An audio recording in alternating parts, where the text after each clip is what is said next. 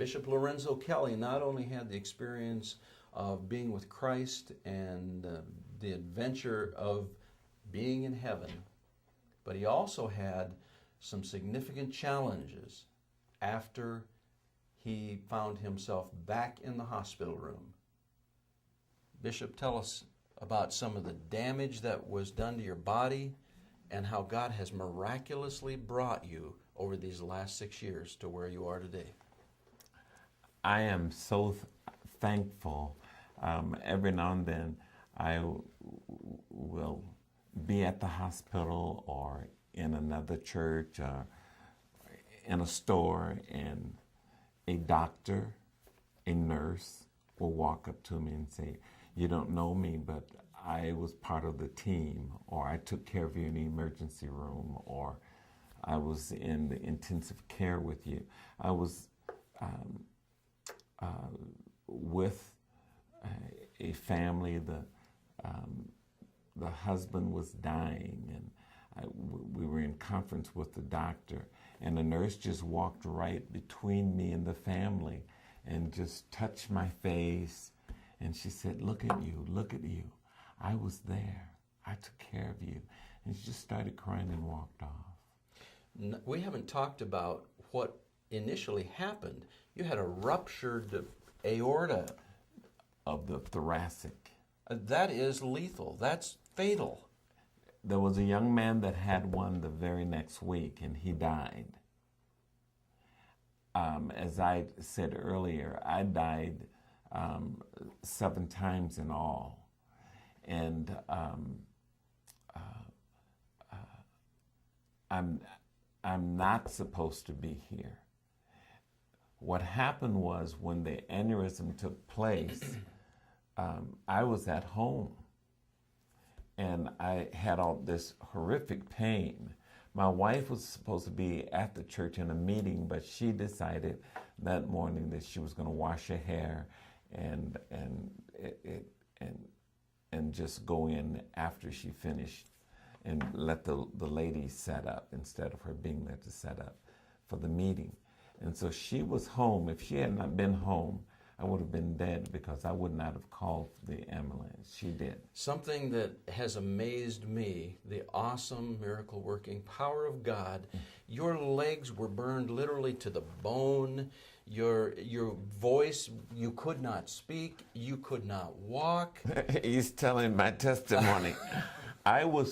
What happened was that they had to take my body temperature down to freezing, so they could save my life, so that my body functions would not work, so they could work on me. Slow your body way down. Slow it way down. And so when they tried to heat me up, I wasn't heating fast. My blood wasn't moving fast enough. I ended up with 3 strokes in this eye, 2 in this one. So your vision was terribly impaired. Could not see. That's impaired. All right. And the blood wasn't running in my legs properly, so they put heat over them, the type of heat that you would put for the babies. My wife was here; she could tell you what it's called. Anyway, my understanding is that there must have been some type of emergency up here, and whoever was supposed to be watching my legs did not watch them. So I suffered 4th-degree burns on my legs. They had a trach. Yes. And it stayed in so long till it ruined my vocal cords. So I couldn't speak. It couldn't hear me. Barely hear me. And so when I came out of the coma 22 days later, I didn't know what had happened to me. And to this day, there are times when I think, what happened to those days? I was very active in the other world, but not in this world. I saw a lot of stuff. And even when I came out of the coma, I could see you, but I could see the spirit, your spirit, and see the color of your spirit. I could tell who had friendly spirits or who had evil spirits. And I wrote that down on the pad that my wife had. Some of these people have bad spirits, you know. I remember, I've heard some of your testimony. Right. And it's striking. I remember you talking about a time when you were so despondent and so in such despair. Yeah. You said, God.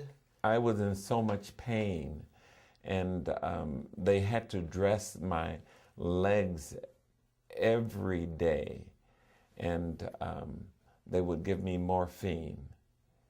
The doctor would say, I'll be there at 7 o'clock. Well, he might show up at 9 o'clock. Well, the morphine would have worn off. And he would just pop he chewed gum. I'll never forget it because I thought how uncaring. He would pop that gum and debrief my legs. And the pain and was I would incredible. Incredible. I remember one time, I never looked at them, but this particular time, they were talking to me and we were laughing.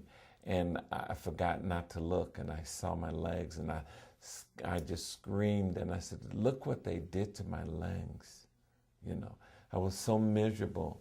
And I have seen God heal people of cancer. I've seen legs grow. I've seen all kind of miracles. So I know He's a miracle working God. This is what I know, not what I've read, not what I've heard. I know what He can do. And so laying in that bed, I said to Him, I want to go home. I want you to heal me and get me out of this hospital. Nothing happened.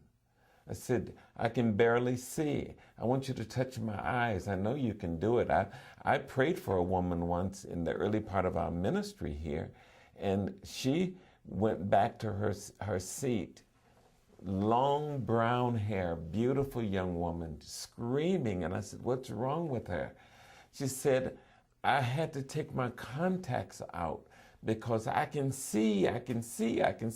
Well, I'd not been around, excuse the expression, white people that were black people will holler. White people, you know, and she was just having a fit up in the bleachers, and I'm thinking, what is wrong with this lady? But if I couldn't see and now I can see, I'd be screaming too, you know. And you couldn't see. And I couldn't see, and He did nothing. I remember that the specialist that came to examine my eyes said, there's nothing I can do.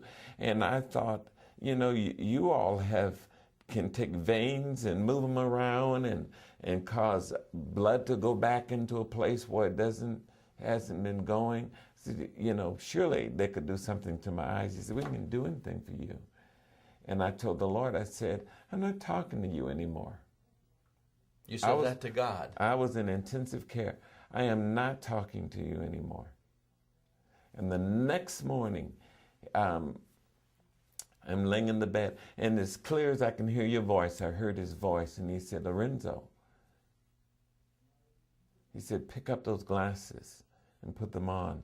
And I said, I had those glasses on last night with that doctor, and I can't see. He said, put them on. And I put them on, and I could see. Now what happened? Because that doctor said, I can do further examination if they can bring you to my office. Well, I was in intensive care. How are they going to bring me over there the next day? You know? There's so much remarkable about this story, and I count it a blessing to be in Bishop Kelly's church week after week, and I hear him sing, I hear him preach, I watch him minister, I see him walk, I see him moving, living, and having Christ in his being. It's because God is a miracle working, loving God. What a remarkable story. I'm so glad you shared it with us today. And we want you to share this story with your friends. It will give them inspiration and hope.